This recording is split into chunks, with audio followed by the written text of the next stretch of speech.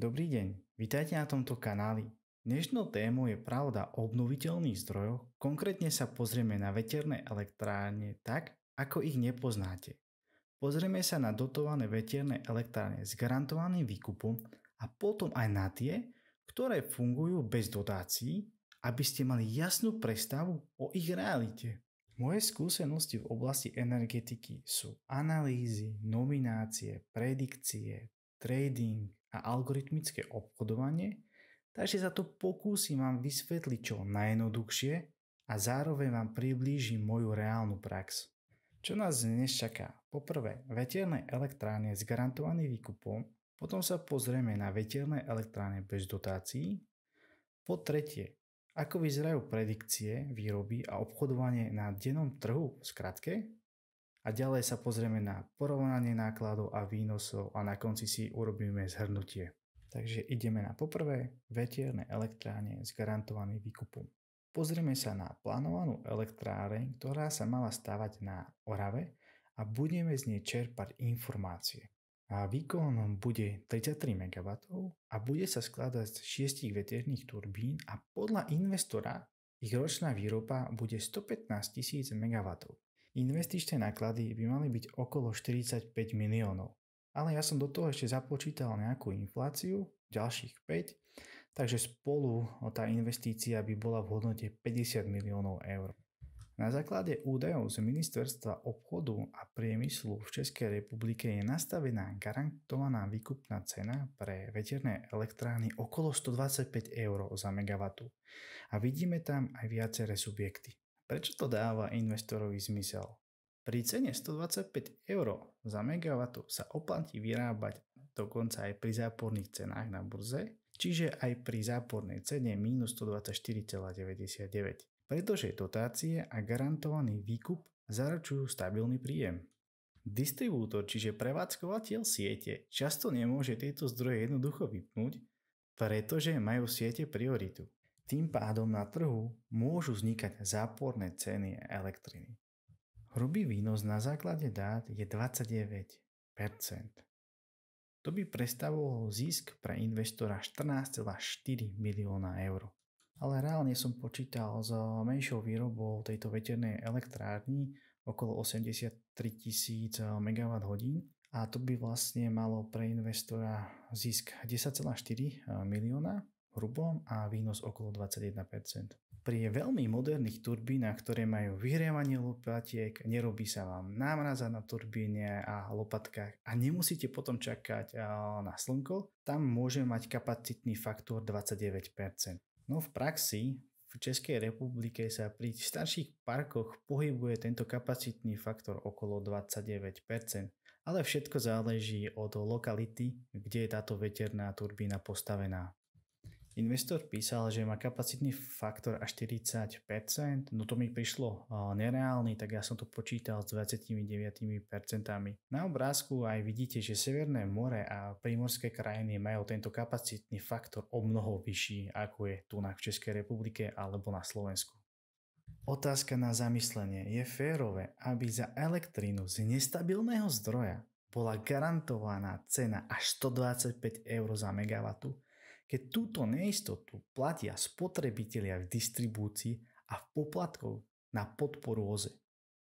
Po druhé, veterné elektrárne bez dotácií. Ak by veterné elektrárne neboli dotované, investori museli riešiť predaj elektriny za trhovú cenu alebo predávať PPA kontrakty, po druhé riešiť flexibilitu a stabilizáciu výroby na vlastné náklady, napríklad batérioložiská, alebo to musia mať v púloch, to znamená, má to spojené s inými zdrojmi, alebo kupovať to na vnútrodennom trhu.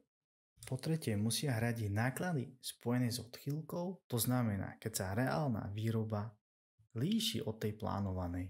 Pri väčšom rozmachu obnoviteľných zdrojov narastajú aj distribučné náklady, čiže výstavba nových rozvodní, trafostaníc, modernizácia siete a tak ďalej.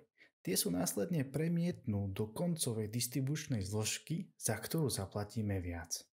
Predikcia výroby veterných elektrárny a obchodovanie na dennom trhu v skratke. Ako to funguje? Poprvé, musíme spraviť predikciu výroby pre D plus jednotku, čiže na ďalší deň.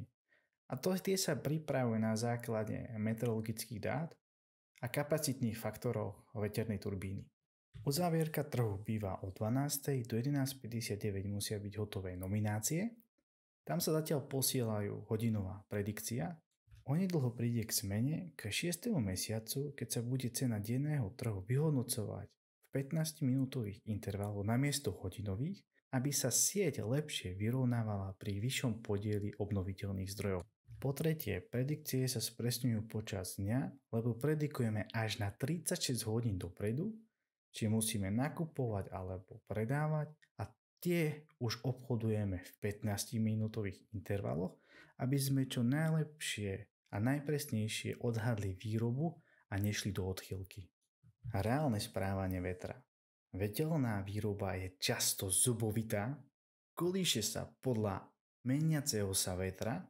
V zime môže dojsť k zamrznutiu turbíny, čiže dočasne sa zastaví výroba.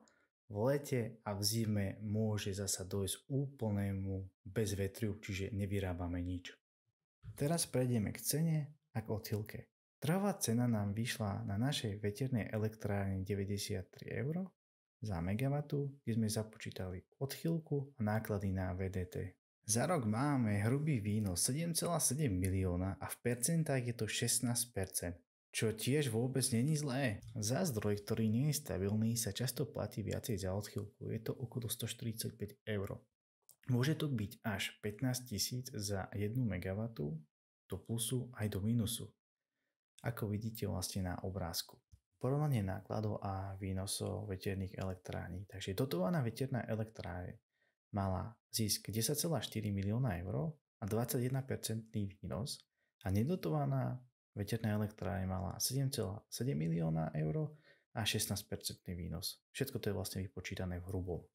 Všetci sa skladáme 125 € na 1 MW, potom sa skladáme na odchýlku veternej elektrárne, ktorá je minimálne 12 €, ktorá nám bude zaťažovať sústavu, lebo investor nezaujíma odchýlka, ale maximálna výroba veternej elektrárne. Tento garantovaný výkup nás vyjde na 137 € za 1 MW, čo sa aj mne zdá veľa. Ale hovorí sa, že viacej OZE znamená lacnejšiu elektrínu, no v praxi to neplatí pri garantovaných výkupných cenách od štátu. Kde bude viacej OZE a budú mať garantovaný výkup, bude väčšia záťaž v sústave, lebo robíme multiplikačný alebo špirálový efekt, kde sa musia postavať nové zdroje, baterky alebo kongregačné jednotky, na ktoré zas bude vypísaná dotácia a tieto peniaze sa samozrejme môžu použiť niekde inde.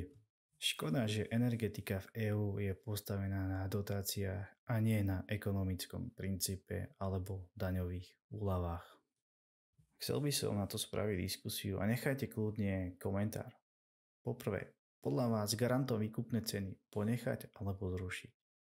Má o všetkom rozhodnúť trhový mechanizmus? Ako zvládnuť rastúce náklady na stabilizáciu siete a distribúciu? Je podľa vás fér, že domácnosti a firmy musia toto platiť? Verím, že táto rýchla analýza vám pomohla pochopiť fungovanie veterných elektrární v praxi. A najmä v súvislosti s predikciou výroby, denným obchodovaním a odchýlkami. Ďakujem za pozornosť. Ak sa vám táto téma páčila, môžete video podporiť lajkom a odberom a vidíme sa na budúce.